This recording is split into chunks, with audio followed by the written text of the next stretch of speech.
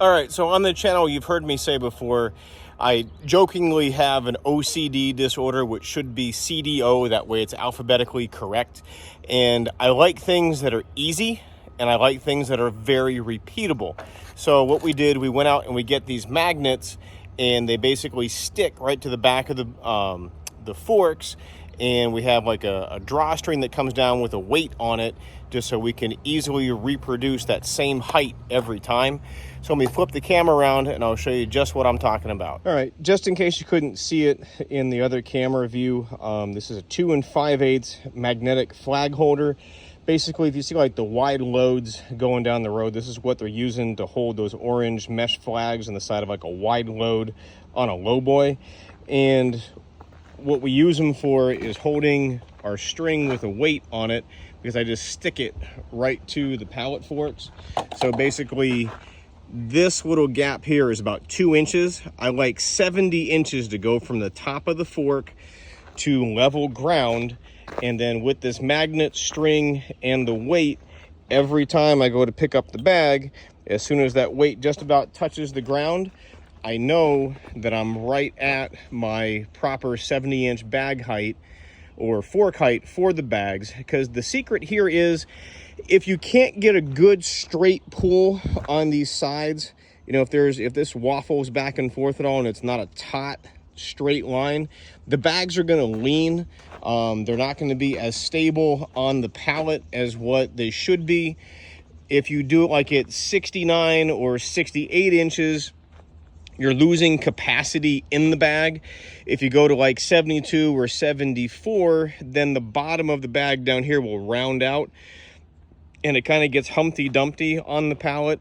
And the other reason that we do, you know, the drawstring like this with the weight on it is, now once this is filled, like you're filling this right off of your wood splitter or a smaller processor where you're just doing one bag at a time, you want the fork spread as wide open as possible so you can get as much volume in the bag, or inside the bag rather. So once you have that 70-inch height from level ground to top of forks, if you're doing this and you're filling the bags like off of a splitter with a small conveyor, you know, a processor just filling one bag at a time, it's a pain in the hindquarters to have to shrink the forks back to accommodate your regular 42 by 48 pallet.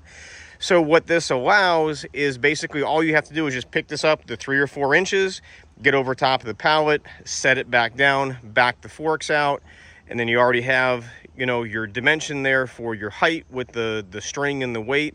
Get the forks right back to that same height again, hang a new bag, and let it go all over again, so you're not having to drop the pallets all the way down, squish them everything together, and then move the pallet. Just keep the bag on the forks like it is and transport it, you know, all the way over to like where your pile is going to be, and then set it down on the pallet forks, and then travel back over to where you're going to fill the bag again.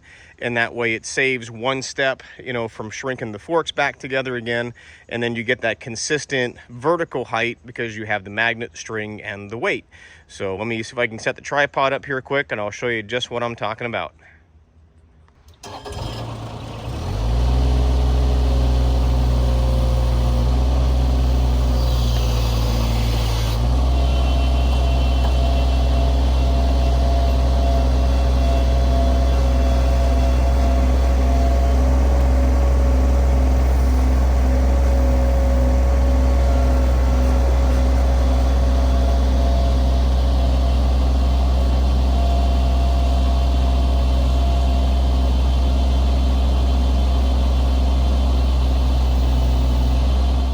Just remember to keep a nice level set of forks, because like I said, you can see just how the top of the fork would fit right through those eyelets. So that's the perfect vertical height. Sorry, I'm battling a cold. And there's the string just about touching the ground, just like it was before. And we didn't have to drop everything down, scoop everything up. I'm just trying to keep things close here. Obviously, we store everything over there, but just for sake of time, this is what we're doing. All right, so there you have it. Rinse and repeat, and that's just how we do it. The only other tips that I find to be helpful are I normally have the loops, the bottom unloading loops, pointing opposite side from where the machine is. That's because we use those 60-inch forks with the hooks on the inside that we kind of hook things through there for flipping them upside down. I'll show you those. And then the other piece that we do is I'll take like 4 or 5 pieces and throw them into the bag itself.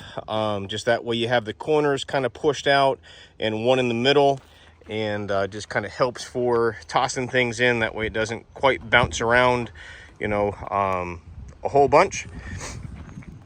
But these are the 60-inch forks that we have, and all we did was just weld some safety chains on the inside of the forks right around that, you know, 4-foot mark. And those unloading loops, you know, basically on the pallet, we just kind of hook them right in through there like that with the pallet on there. Then when we flip them upside down, they stay on the forks, the pallet stays on the forks, and everything dumps upside down. And if you do have one of our bag racks, the only thing you have to do is raise it up to that 72-inch height or 73-inch height, because you have to accommodate for the pallet going underneath the bag. So like with these racks, we have the vertical arms set right around like 72, 73-inch, because we have to accommodate for the pallets sitting on top of the frame. So that's just that extra little width there, or height, and that's how we're doing those. All right, so just a quick just how-to video with setting up these bags using pallet forks, and just the ways that we find to work, what works best for us, I should say. If you want to check out Darren Woodruff over at BruteForce Woods, he's been using the bags and he kind of has his own spin on it. He's also using one of our bag racks, but he started off with his tractor. It's a little John Deere with a set of forks. And Jake from Dude Ranch DIY is also using them. So if you want to see how others are using the bags, those are the 2 channels right now. The bags themselves are over on shaverequipment.com. If you hit the equipment tab, it takes right over to our 1/3 of a cord bags. And then we have them in 4 easy order quantities. Goes from 12 all the way to a full pallet. If you do the pallet, we cover commercial shipping to a commercial address, just all typed up there in the price. And then all the other quantities also have the shipping and credit card fee figured in. So go check those out. And I think if you watch Darren's channel, he has his own promo code that we gave him for our bags, and so does Jake. I won't tell you what those are. Go check out their channels and their videos for that. And we'll see you next time. Thanks for watching.